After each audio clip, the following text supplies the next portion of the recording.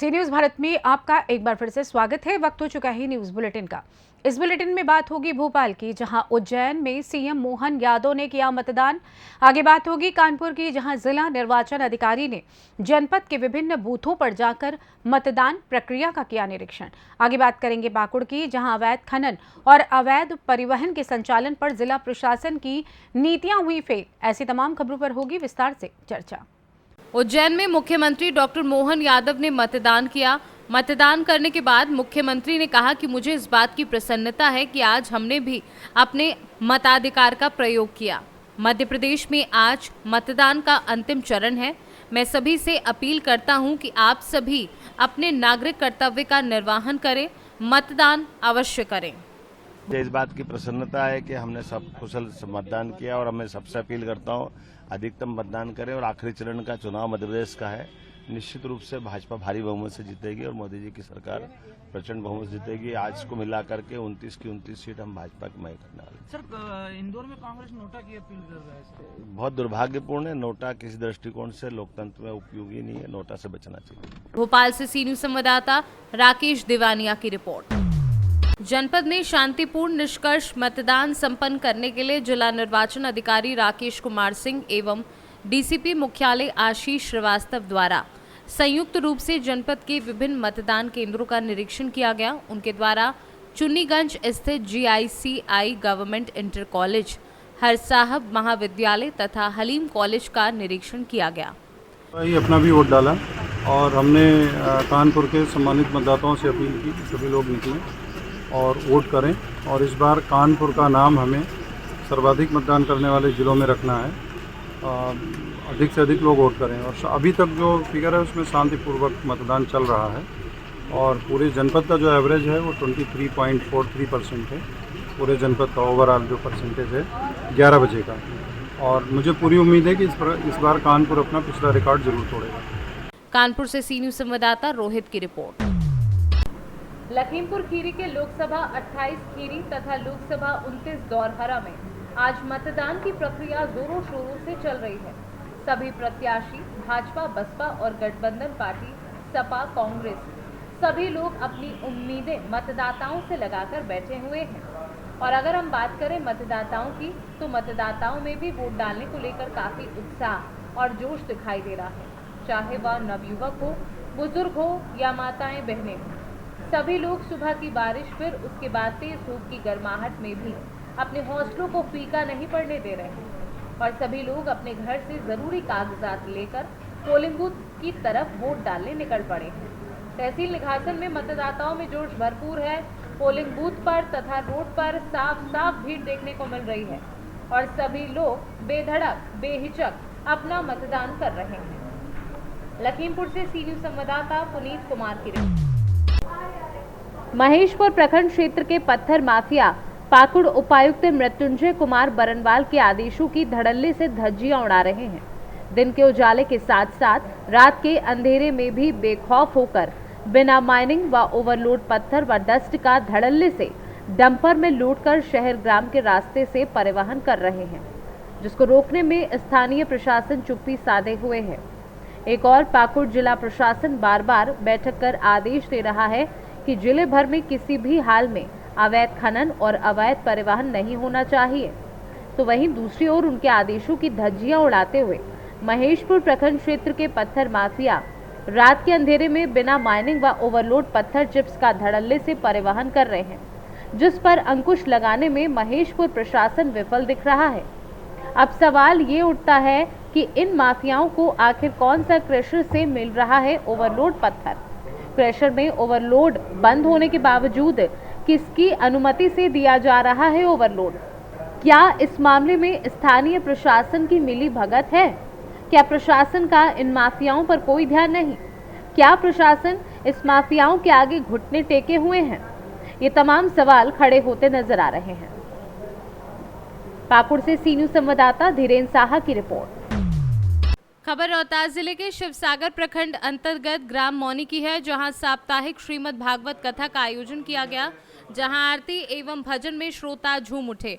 आज दूसरे दिन यज्ञ आचार्य पंडित बृज किशोर पांडे, आचार्य रामप्रवेश त्रिपाठी, पंडित गोपाल शास्त्री जी वैदिक मंत्र उच्चारण के साथ साथ अपने मधुर कथा के माध्यम से श्रोताओं को भक्ति भाव में विभोर कर रहे हैं। पूरा गांव भक्तिमय हो उठा है। कार्यक्रमों के मुख्य सहयोगी के रूप में आरती तिवारी, राकेश तिवारी, निशा तिवारी, पिंटू तिवारी, क्षमा तिवारी, ब्रिजनंदन तिवारी, अयोध्या नाथ पांडे, फूलमती देवी, अनन्या कुमारी, अभिराज कुमार कान्हा जी, कुमारी आयुषी, आराध्या सहित समस्त तिवारी एवं पांडे परिवार अपनी भूमिका निभा रहे हैं। रोहतास से सी न्यूज़ संवाददाता बृजकिशोर पांडे की रिपोर्ट। मध्य प्रदेश के सीएम डॉक्टर मोहन यादव ने कमलनाथ पर तंज कसा, कहा पूरे चुनाव में कमलनाथ गायब रहे। मध्य प्रदेश में चौथे चरण के चुनाव का मतदान जारी है। इसको लेकर सीएम डॉक्टर यादव ने कहा उज्जैन की स्थिति अच्छी है। निर्वाचन आयोग ने भी स्पष्ट कर दिया है, सबसे पहले बहनें मतदान करने के लिए आगे आ रही हैं। महिलाओं के प्रति कांग्रेस ने जो आपत्तिजनक बयान दिया, उनका जवाब अब महिलाएं कांग्रेस को मतदान कर दे रही हैं। साथ ही इंदौर को लेकर भी डॉक्टर मोहन यादव ने कहा इंदौर में भारी मतों से बीजेपी जीतने वाली है। मैं पुराना पहलवान हूँ, मेरे सामने कोई अखाड़े में खेलने को नहीं है। अगर कोई खिलाड़ी होता है तो मैं अपना दाव पे चलाता। मध्य प्रदेश में जिस प्रकार का अनुभव महिला बहनों के लिए वार्ड रूम बना करके उनके माध्यम से चुनावी प्रक्रिया को खासकर इफेक्टिव लोगों तक मतदान करने के लिए प्रेरित किया है, जिसमें जनपद प्रतिनिधि स्वयं सहायता समूह, बंधन समूह, विभिन्न प्रकार के सामूहिक एवं विभिन्न प्रकार के भाजपा के कार्यरत में पदस्थ महिलाओं द्वारा मतदान करने के लिए प्रोत्साहित किया गया है। सामने वाला तो इसी में जो, लेकिन फिर भी जो अभी तक की रिपोर्ट आ रही है, इंदौर सबसे ज्यादा अच्छे मतों से जीतने वाली सीट में से रहेगा। सर, उज्जैन में नवाचार किए गए, बहुत सारे आपके गृह क्षेत्र में बहुत सारी चीजें नई देखने को मिली है। मैं पूरे प्रदेश में नवाचार हुए, अकेले उज्जैन में नहीं हुए, और अलग अलग प्रकार से किए हुए। जैसे यहाँ भी हुआ, वहाँ भी हुआ। मतदान केंद्र पे मत प्रतिशत बढ़ाने के आधार पर लॉटरी निकालना, ये भी नवाचार निर्वाचन आयोग का, कि भाई ऐसा जो वोट ज्यादा डालने आएंगे, पहले आएंगे, ये हमारे लिए वास्तव में आप देखो, एक तरह से पूरे देश का राज्य निर्वाचन के आंकड़े ले लो और मध्य प्रदेश निर्वाचन के आंकड़े ले लो, ये जो बड़ा परसेंटेज बढ़ा है, ये 100% बढ़ जाए तो बहुत अच्छी बात है। अदरवाइज ये बहुत डाउन रहता था। कई राज्य सीखेंगे इससे, ऐसे उम्मीद करता हूं कि, और इतनी बगैर कोई बड़ी घटना, बगैर कोई दूसरी बातें हुए निर्वाचन का चौथा चरण समाप्त हो रहा। दोनों दल को लिए भी मैं बोलना चाहूंगा, सभी राजनीतिक दलों का आपस में कोई ऐसा भयंकर वाला कोई कंट्रोवर्सी जैसे बाकी राज्यों में ऐसा भी नहीं आया, और सरकार के साथ में भी किसी प्रकार का कोई ऐसा नहीं है। प्रेस वाले भी कमोबेश सब अच्छे ही रहे, ऐसा भी मान के चलता हूँ। दिल्ली के मुख्यमंत्री के निवास में आयोग की पूर्व अध्यक्ष स्वाति मालीवाल के साथ बातचीत हुई है। थोड़ा मेरे को कम सुना रहा है, दिल्ली से क्या लेना है। भोपाल से सी न्यूज़ संवाददाता मनीष वर्मा की रिपोर्ट। मोहम्मदाबाद क्षेत्र के अंतर्गत विधानसभा 195 की ग्राम पंचायत पिपर गांव में लोकसभा चुनाव में आज 1 बजे तक बूथ संख्या 131 में 33% मतदान हुआ और बूथ संख्या 132, 133, 134 में 41.98% मतदान हुआ। वहीं पिपर गांव के रहने वाले जनार्दन सैनी ने बताया कि सरकार में हमें बहुत ही फायदा है और इसमें पेंशन योजना है, बिजली सही समय से आती है, ऐसी काफी योजनाएं हैं जिससे हर आदमी को योजनाओं का लाभ मिल रहा है। वहीं पिपर गांव की एक 95 साल की वृद्ध महिला ने कहा कि हम मोदी सरकार को ही देखना चाहते हैं। क्या नाम है अम्मा आपका? महारानी। कहाँ की रहने वाली हैं आप? गाँव। अच्छा, आज आप लोकसभा का चुनाव है, आप उस चुनाव में वोटिंग करने गई थी? नहीं थी। तो आपने किस किस मुद्दों को लेकर आपने मतदान किया? वोट मोदी दिया। अच्छा, मोदी को ही क्यों दिया? हाँ, देखी क्या फायदा है आपको उनसे? हाँ, फायदा कुछ नहीं, भी ठीक ठाक है। क्या आपके लिए कुछ किया है उन्होंने? पीते हैं, पेंशन मिलती है।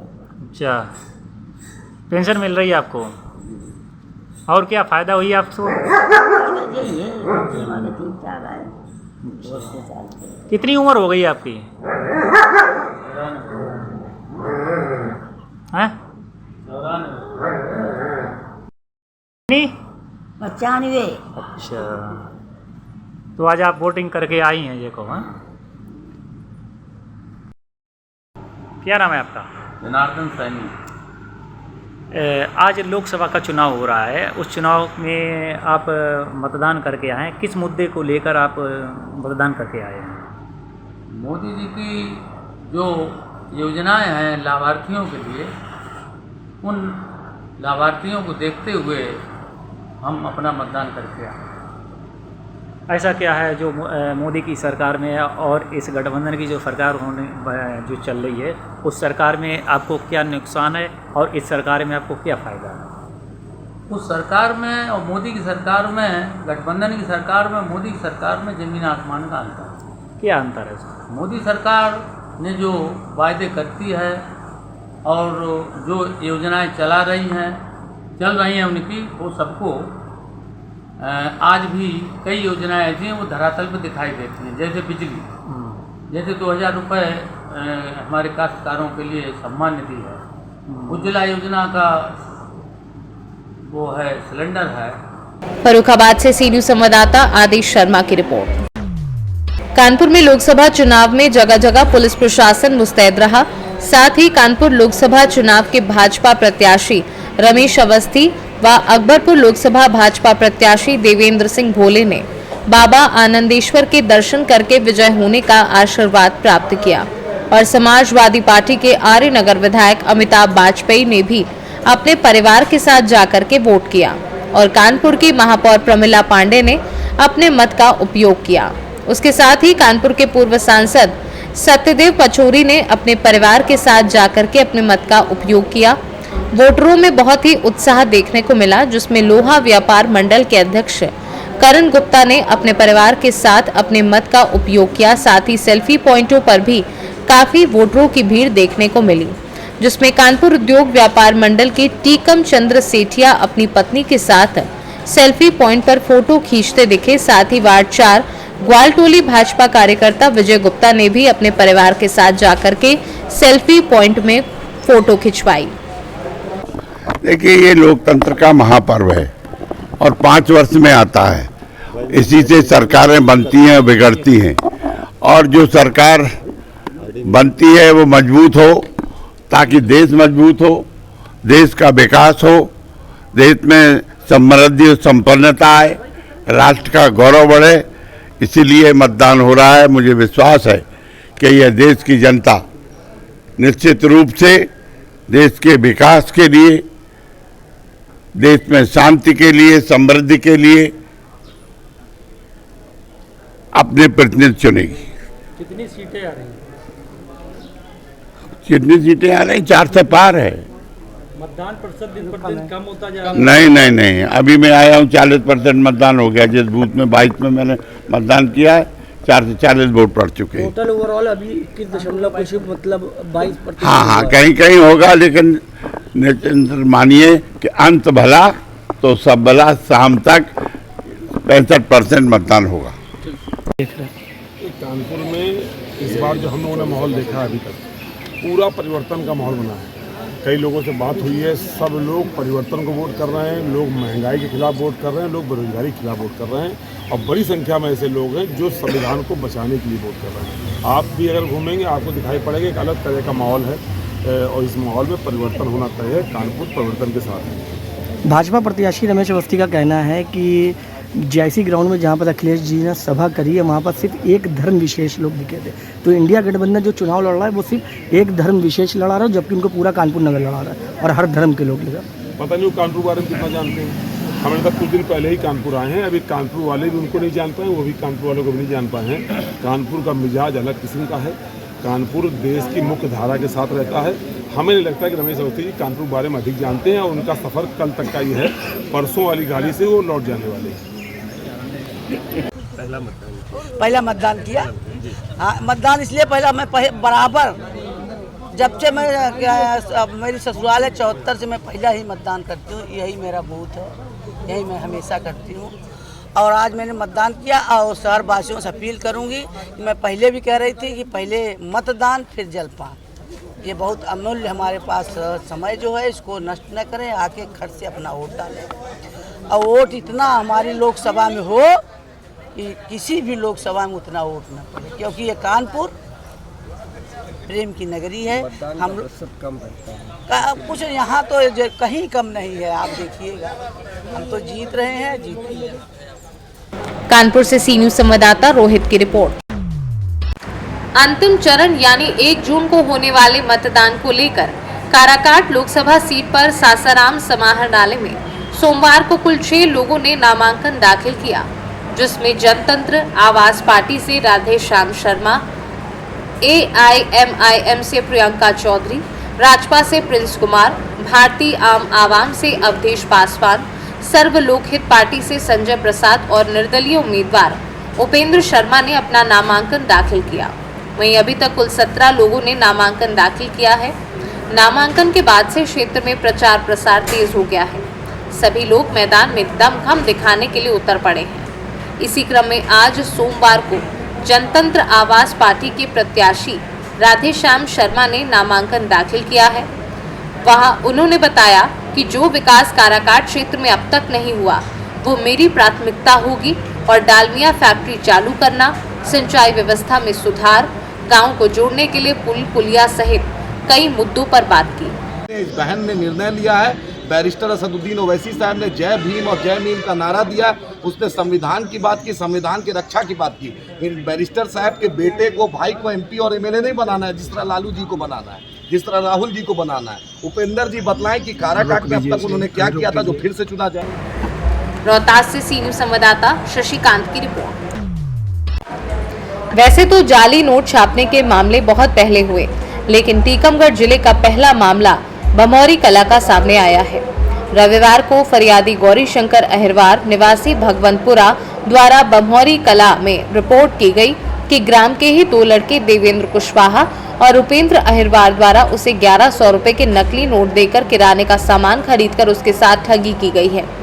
फरियादी की रिपोर्ट पर थाना बमौरी कला में अपराध कायम कर विवेचना में लिया गया। पुलिस ने उक्त घटना को गंभीरता से लेते हुए आरोपियों की गिरफ्तारी हेतु पुलिस टीम का गठन किया। अपराध की गंभीरता को देखते हुए तुरंत कार्यवाही करते हुए बमौरी कला पुलिस द्वारा आरोपियों की गिरफ्तारी हेतु साइबर सेल का उपयोग करते हुए आरोपी देवेंद्र कुशवाहा निवासी भगवंतपुर को गिरफ्तार किया गया, जिसके द्वारा अपना जुर्म कबूल कर नकली नोट पुलिस को जब्त कराए एवं अन्य आरोपी रुपेंद्र को गिरफ्तार कर नकली नोट जब्त किए। कब्जे से नकली नोट तैयार करने वाला प्रिंटर एवं 100 रुपए एवं 200 रुपए के नकली नोट जब्त किए। तीनों आरोपियों से कुल 22,100 रुपए के नकली नोट एवं एक एमसिन कंपनी का 10,000 रुपए का प्रिंटर जब्त किया। थाना बमौरी कला द्वारा नकली नोट तैयार करने वाले गिरोह का पर्दाफाश किया गया है, जिसमें 3 आरोपियों को गिरफ्तार किया गया है।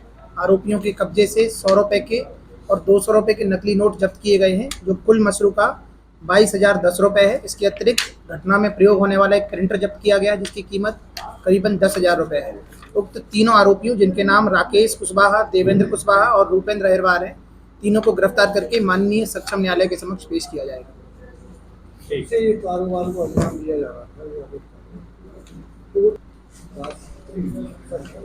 इन्होंने बताया जो नकली नोट छापे थे वो इसके कब्जे से जब्त हो चुके हैं। इसका ये भी कहना है कि इसने आज से करीबन 1 वर्ष पूर्व ये नकली नोट छापे थे। 1 साल से लगातार छाप रहे थे? लगातार नहीं छाप रहे थे। इसका कहना है 1 बार छापे थे, उसके बाद नहीं छापे हैं, ऐसा इसने स्वीकार किया है। विवेचना और अभी जारी है, विवेचना में हम और इन्वेस्टिगेट करेंगे। अगर और भी तथ्य आएंगे या उनका और कोई संगी साथी होगा जो ये काम कर रहा होगा, उसके आधार पर भी वैधानिक कार्रवाई की जाएगी। इस बारे में अभी जानकारी नहीं ली, और पूछताछ की जाएगी। टीकमगढ़ से सी न्यूज़ संवाददाता गिरीश कुमार खरे की रिपोर्ट। फिलहाल न्यूज बुलेटिन में बस इतना ही। देश दुनिया की तमाम खबरों की जानकारी के लिए आप बने रहिए जी न्यूज़ भारत के साथ। हर खबर आपके साथ, आपके हाथ।